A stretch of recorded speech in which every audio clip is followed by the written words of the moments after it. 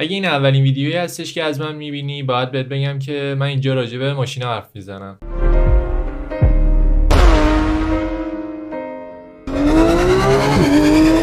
این قسمت راجع به ایتالیاست. وقتی از ایتالیا حرف میزنیم توی حوزه خودرو منظورمون صرفاً یک کشوری که کمپانیای سازنده ماشین داره نیست. قبل اینکه بخش بعدی رو ببینیم خیلی ازتون ممنون میشم که توی کامنت ها نظراتتون رو حتما بنویسین. بریم بخش بعدی. به زیبایی بی‌نظیر فراری قرمز نگاه کنین که مثل بوم نقاشی زنده‌ای با خطوط طراحی ایتالیایی مزین شده. هر منحنی و خط روی بدن داستانی از هنر بی‌بدیل ایتالیا رو روایت میکنه.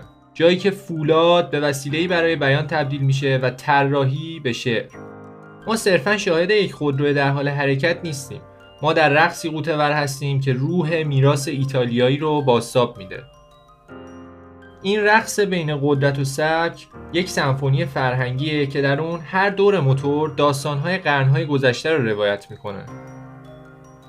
این فقط یک سفر نیست، این یک کاوش شاعرانه از تاریخ، قدرت و ظرافت جاودانه است. قلمرویی که در اون نوآوری با سنت در هم آمیخته است.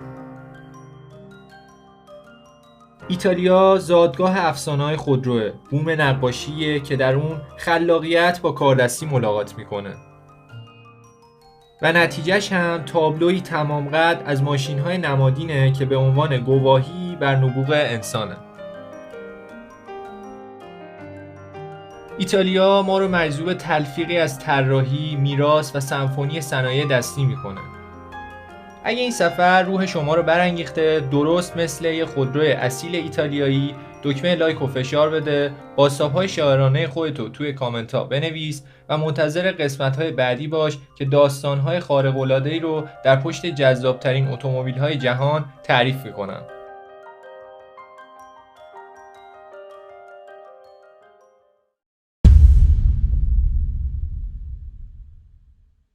منظورمون تاریخ، قدرت و ظرافت جاودانه است. جایی که نوآوری با سنت ترکیب میشه و یه سمفونی فرهنگی رو به وجود میاره. زیبایی و اصالت دوتا از مهمترین ویژگی‌های هر ماشین ایتالیاییه. مرسی که تا اینجا ویدیو رو دارین نگاه میکنین و با من همراه هستین. از اینجا به بعدم خیلی ممنون میشم که نظراتتون رو بنویسین راجع به تک به تک بخشایی که تو این ویدیو براتون درست کردم.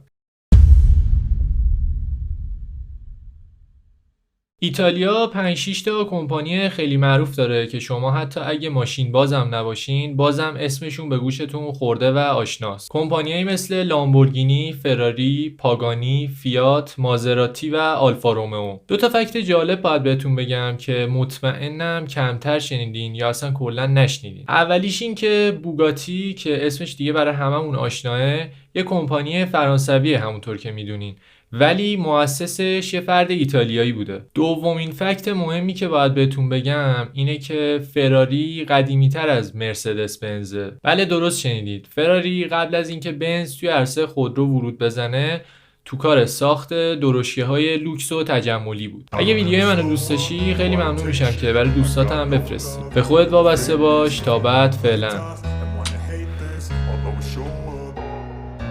I don't ever slow up, no I don't take shit. I got no love for the fakeness. If you wanna play tough and wanna hate this, I'll always show up and make a statement. I don't ever slow up, no I don't take shit.